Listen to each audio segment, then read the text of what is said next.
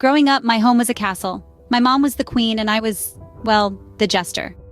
A stage where the spotlight never shifted, where the applause was a one-way street, where the script was written for a sole protagonist, my mother. Imagine a world where your feelings are not just ignored, but they're invisible.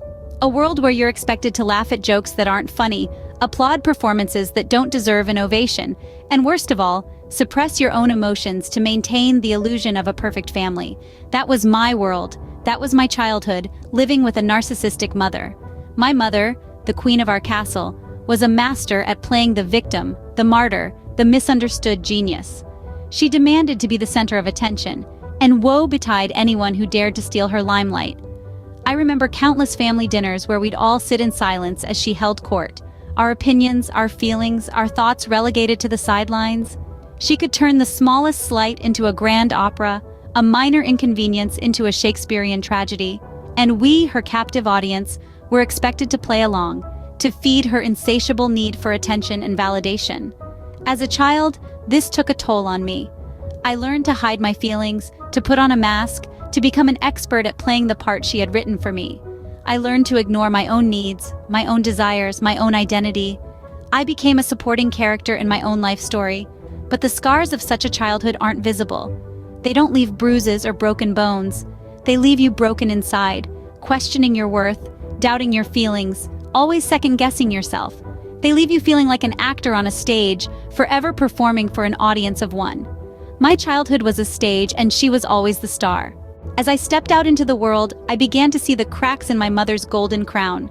There was a time when my mother, the queen of my world, could do no wrong. Her words were gospel, her actions the ultimate guide. But as I ventured beyond the confines of my childhood home, I started to see the world in a different light. I began to notice the subtle signs that all was not as it seemed. The unwarranted criticisms, the constant need for admiration, the inability to acknowledge others' feelings. These were not the signs of a caring, loving mother. They were the hallmarks of a narcissistic personality. I wasn't alone in this realization. I discovered that there were others out there who had experienced the same. They too had been raised by narcissistic mothers. Their stories mirrored my own, and in their experiences, I found validation for what I had been feeling. One story that struck me was of a friend who had always been told she was never good enough. She strived for perfection, yet no matter how hard she tried, it was never enough to please her mother. Like me, she had grown up believing this was normal, that all mothers behaved this way. It was only when she left home and saw how other mothers interacted with their children that she realized the truth. Recognizing these behaviors is a crucial step in the healing process. It's about understanding that the narcissistic behavior of your mother is not a reflection of your worth. It's about realizing that you are not responsible for your mother's happiness. And most importantly, it's about acknowledging that you have been hurt. You see, the first step to healing is understanding that you were wounded in the first place. And in the case of a narcissistic mother, these wounds are often invisible, buried deep within the psyche. But once you start to see the cracks, once you start to understand that the queen's crown isn't so golden after all, that's when the real healing can begin. Once you see the truth, you can't unsee it. And so, my healing journey began. The path of healing from the invisible scars left by a narcissistic mother is as diverse as the people walking it. Each individual's journey is unique, yet there are common threads that weave us together in our shared experiences. Take, for instance, the story of Lucy, who found solace in therapy. Her therapist provided a safe space for her to express her emotions, to cry, to vent, and to unravel the complex knots of her past. It was an avenue for her to understand her experience, to validate her feelings, and to learn techniques that would help her cope with the lingering effects of her upbringing.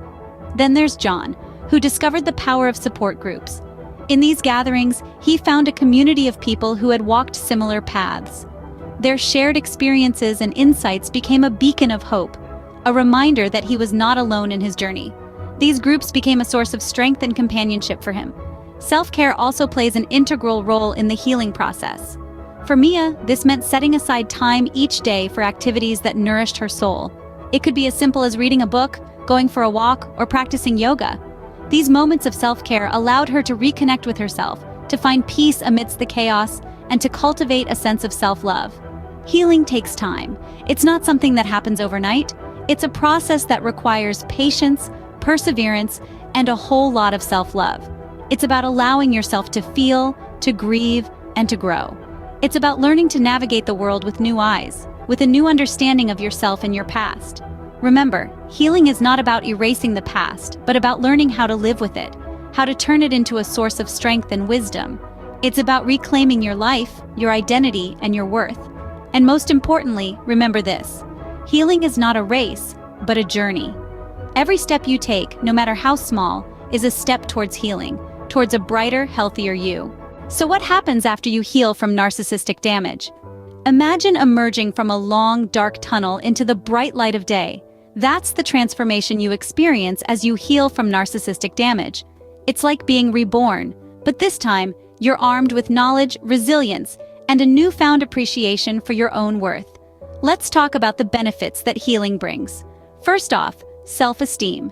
When you're constantly belittled, it's easy to lose sight of your own worth. But as you heal, you start to realize just how valuable you are. You'll find yourself standing taller, speaking up more, and not allowing anyone to dull your shine. Then there's the matter of relationships. Healing from narcissistic damage can profoundly improve your relationships. You'll start to attract healthier, more positive people into your life. You'll also learn to set boundaries, ensuring that your relationships are balanced and respectful. No longer will you tolerate being treated as less than you deserve. Now, let's talk about self-understanding.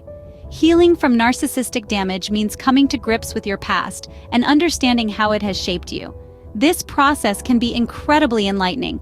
You'll start to see patterns in your behavior that you never noticed before, and you'll begin to understand why you react the way you do to certain situations. This newfound self-awareness can be a powerful tool in your journey towards personal growth. Let's hear from some people who've walked this path. Take Julia, for instance. She was raised by a narcissistic mother and spent years struggling with low self-esteem. After healing, Julia went on to become a successful entrepreneur. She credits her success to the resilience she developed during her healing process. Or consider Mark, who used his experiences to become a compassionate therapist, helping others navigate their own healing journeys. These stories are a testament to the transformative power of healing.